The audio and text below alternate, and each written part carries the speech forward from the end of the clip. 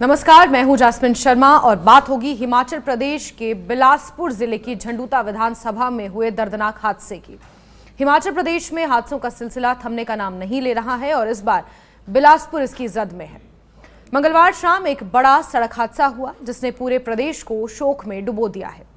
बरठी के पास भलू नामक स्थान पर एक यात्री बस पर अचानक पहाड़ से भारी मलबा गिरा। इस भीषण हादसे में 15 लोगों की अब तक जान चली गई है, जबकि 2 बच्चे इसमें जख्मी हैं।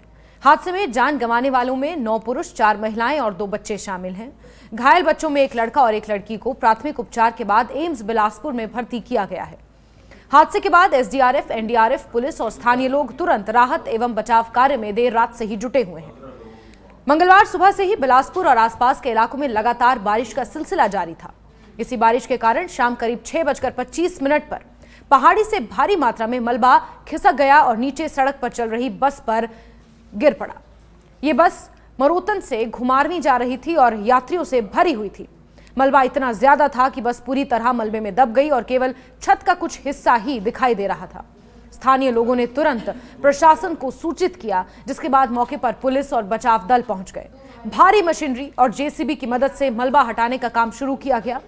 रात भर राहत कार्य चलता रहा और बुधवार सुबह 6:40 तक एनडीआरएफ की टीम ने एक लापता बच्चे की खोज के लिए सर्च ऑपरेशन शुरू किया। एसपी संदीप धवल ने यह जानकारी दी कि मृतकों के शवों का बुधवार सुबह बरठी अस्पताल में पोस्टमार्टम भी करवाया जा रहा है। पोस्टमार्टम के बाद शव परिजनों को सुपुर्द कर दिए जाएंगे ताकि वो अंतिम संस्कार कर सकें। लेकिन इस हादसे की वजह से पूरे हिमाचल प्रदेश में शोक की लहर है। हादसे में जिन 15 लोगों की मौत हुई है उनमें शरीफ खान, रजनीश कुमार, चुन्नी लाल, सोनू बख्शीराम, नरेंद्र शर्मा, कृष्णलाल, नक्श, प्रवीण कुमार, अंजना देवी, आरव, कांता देवी, विमला, कमलेश और संजीव कुमार शामिल हैं। आरुषि और शौर्य नाम के 2 बच्चे जख्मी हैं, जिनका इलाज एम्स बिलासपुर में फिलहाल जारी है। इस हादसे को लेकर हर तरफ से संवेदनाएं प्रकट की जा रही हैं और प्रार्थनाओं का सिलसिला जारी है। इस हादसे को लेकर हर तरफ से शोक प्रकट किया जा रहा है, संवेदनाएं व्यक्त की जा रही हैं। प्रधानमंत्री नरेंद्र मोदी ने बिलासपुर हादसे पर गहरा शोक व्यक्त किया है। उन्होंने सोशल मीडिया पर लिखा है कि हिमाचल प्रदेश के बिलासपुर में हुई दुर्घटना में जान माल की हानि से अत्यंत दुख हुआ है। प्रभावित परिवारों के प्रति संवेदना प्रकट की है और प्रधानमंत्री राहत कोष से मृतकों के परिजनों को 2-2 लाख रुपए और घायलों को 50-50 हजार रुपए की आर्थिक सहायता देने की घोषणा की है। इस बीच राष्ट्रपति महामहिम द्रौपदी मुर्मू ने भी इस हादसे को लेकर शोक व्यक्त किया है। प्रदेश के मंत्री विक्रमादित्य सिंह ने भी इस हादसे पर अपनी गहरी संवेदना व्यक्त की है। उन्होंने कहा कि यह दुर्घटना अत्यंत दुखद है और इसने पूरे प्रदेश को शोकग्रस्त कर दिया है।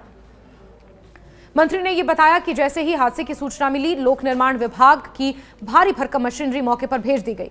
बचाव दल पूरे प्रयास से मलबा हटाने और फंसे हुए लोगों को निकालने में लगे हुए हैं। उन्होंने कहा कि सरकार हर संभव सहायता देने के लिए प्रतिबद्ध है और घायलों का इलाज पूरी जिम्मेदारी से करवाया जा रहा है। इस हादसे में बिलासपुर के फगोग गांव का एक परिवार बुरी तरह प्रभावित हुआ है। इस परिवार के 4 सदस्य, 2 सगे भाई, एक देवरानी और एक जेठानी इस हादसे में काल के गाल में समा गए हैं।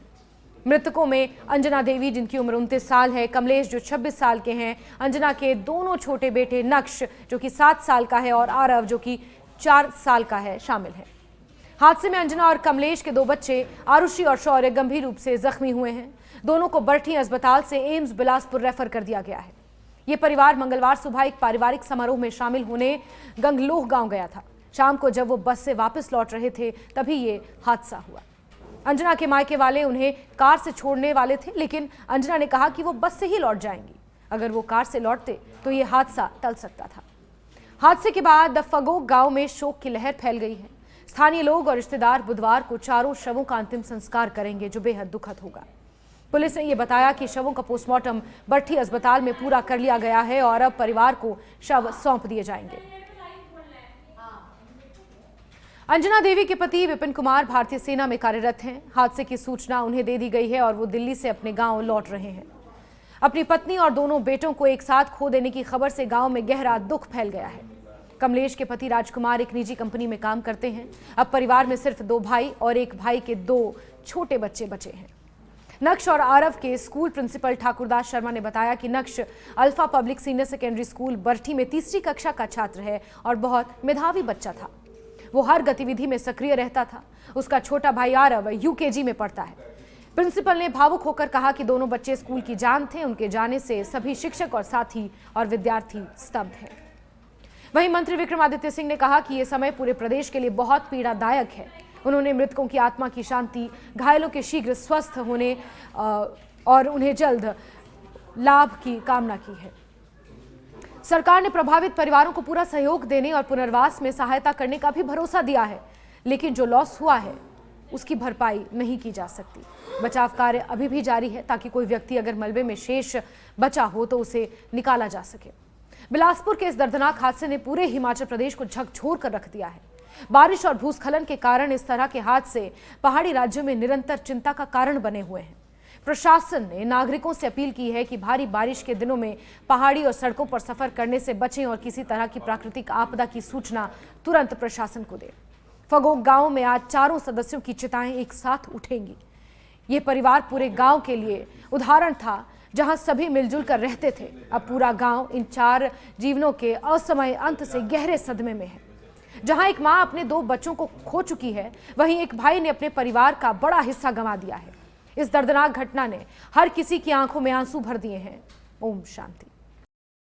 जैसी इन्फॉर्मेशन हमें यहाँ पर मिलती है, लगभग ये इंसिडेंट था 6:50 पर इंसिडेंट हुआ, जिसमें लगभग जो इन्फॉर्मेशन दी जाती है लगभग 18 लोग ट्रैवलिंग कर रहे थे। ऑलरेडी यहाँ पर टीम्स 15 डेड बॉडीज को रिट्रीव किया जा चुका है, 2 लाइव विक्टिम्स को रिट्रीव किया जा सकता है। एक और जैसे information given by local authority, एक और विक्टिम यहाँ पर स्टिल मिसिंग है, जिसको ऑलरेडी हमारी टीमें लगी हुई हैं यहाँ पर, और उसको जब तक कि वो नहीं मिलेगा तब तक हमारा ऑपरेशन कंटिन्यू चलता रहेगा।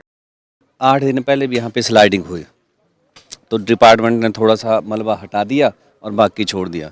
फिर कल हम जैसे बैठे रहे 3 घंटे, तो यहाँ जैसे पुल से कोई भी गाड़ी आएगी और यहाँ गाड़ी होती तो पास देने के लिए रुकती थी। तो हमने बातचीत की कि ऐसे ऐसे कभी भी हादसा हो सकता, क्योंकि वो जो ऊपर है वो फट चुका है सारा और कभी भी गिर सकता है। तो हम मतलब चर्चा कर रहे थे।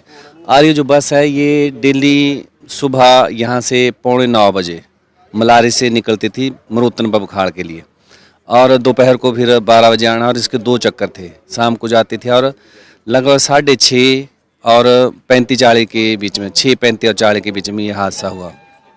और उस वक्त इसमें लगभग हमने मलारी में देखे, हम यहीं थे, तो 20 के करीब हमें सवारियाँ लगी, और जैसे ही क्रॉस हुई तो ये मलबा ऊपर से गिर गया। नहीं, मैं जैसे ही चौक में था अपने घर के पास ही, तो मुझे किसी की कॉल आई कि ऐसे ऐसे हादसा हो गया, तो हम तुरंत दौड़ के आए, और सबसे पहले गाड़ी मेरी लगी थी यहाँ पे। फिर यहाँ पे हमारे लोकल जो भी जेसीबी वाले जिसको पता चला, जैसे कौशल मलारी से है उनकी जेसीबी आई, बाकी जैसे जैसे पता चलता है एकदम फेसबुक पे हमने अपने गांव का ग्रुप पे डाल दिया, तो सारे पहुंच गए। और धीरे धीरे मतलब भीड़ इतनी 4-5 हज़ार लगभग लोग हो गए थे रात को। और जैसे इधर से जा रहे थे उधर से तो आगे पीछे जाम, यहाँ से मलारी से ऊपर तक 2 किलोमीटर रैली जजरी की तरफ, और फिर इसके बाद धीरे धीरे एकदम ही लोग आ गए। तो ये जो बस थी ये मरोतन से घुमारवीं के लिए जा रही थी, तो 6:35, 40 और 50 के बीच में ये हादसा हुआ है। जब ये बस गुजर रही थी तो पूरी पहाड़ी दरक के इस बस पे गिर गई, जिसके कारण लगभग 15 लोगों की डेड बॉडी मिली है, और 2 लोग जो लाइव जिंदा बच्चे बचे हैं, और एक बच्चे के जिसका नाम उम्र 7 साल है और नाम शायद राहुल बताया जा रहा है, उसकी सर्च जो है रात से चली हुई है। NDRF, होमगार्ड, पुलिस वाले और स्थानीय लोग, स्थानीय पंचायत के बसिंदे, स्थानीय गांव के बसिंदे, भल्लू गांव के, मलारी गांव के, त्रिलू गांव के सभी लोग लगे हुए हैं।